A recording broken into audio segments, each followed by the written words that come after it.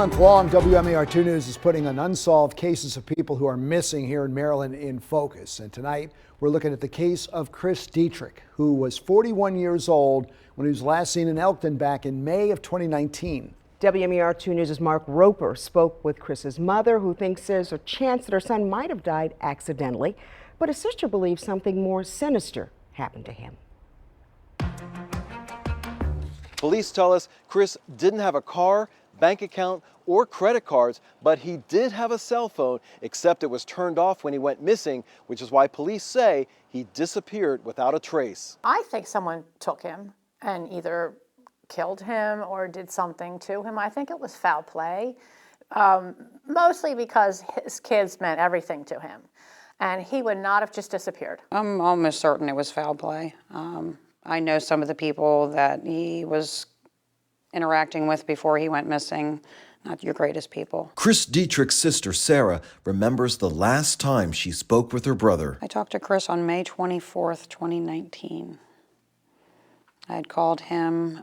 He was supposed to meet his ex-wife and his children to have lunch. He did not show up. She called me and said, "Have you heard from your brother?"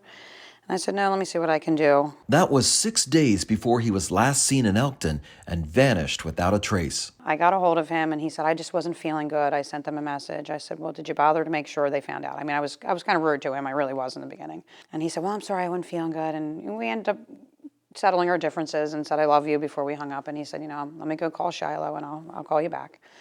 And he never did. Chris's mother and sister have been searching and wondering what happened to him for nearly 2.5 years, but his mom, Pam Wiseman, has been worrying about her son for a few years longer. It's been bad probably about 5 years or so because of his lifestyle, and it's just, I always worry about him. Chris's mom says he had a life on the streets. And he was homeless.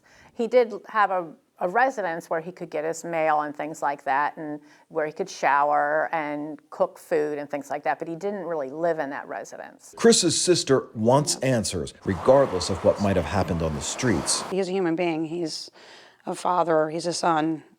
He's a brother. He's a person. Elkton Police Sergeant Ronald Odom says the leads on this case have gone cold. Everything that we've gotten up until this point has been followed up on, interviews, we've done search warrants, everything following up on social media. We just don't have the information to give us a general idea of where Chris is. Surveillance video at the Cecil County Health Department shows the last time anyone saw Chris in Elkton was on May 30th, 2019. Chris's family says he went to the health department to retrieve a battery charger for his cell phone, which he had left behind. So why would you turn your phone off and disappear if you're getting your battery? I mean, his phone was his thing. He wanted to make sure it was always on. Which he used to talk with his sister often. I would text him sometimes instead of actually calling him, because he would get very upset, and every time I talked to him would say, "I'm ready to be with Granny," which is our grandmother. She'd passed. And I said, "We're not allowed. You can't do that. Like, you have children, you can't do any of that." And while Chris's mother and sister don't believe he disappeared on his own, his niece, Sarah's daughter, told her mother a possibility she wasn't ready to hear. My daughter, the last time I said to her, "Are you looking?" And she said, "Mommy, he's not here." And it just broke me apart.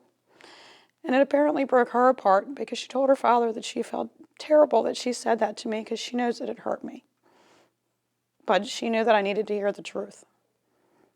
But I told her it's not going to stop me from looking and believing that maybe, just maybe someday. Chris's mom and sister Sarah both hope someone will give Elkton police the information they need to help find Chris someday soon. Pretty sure there's people in the town of Elkton that know what happened to my son, and I hope that one of them will come forward. Just come forward, even if it has to be anonymous. Like, just say something. I mean, for God's sakes, if it was their loved ones, they would want the same. In Elkton, Mark Roper, WMAR2 News.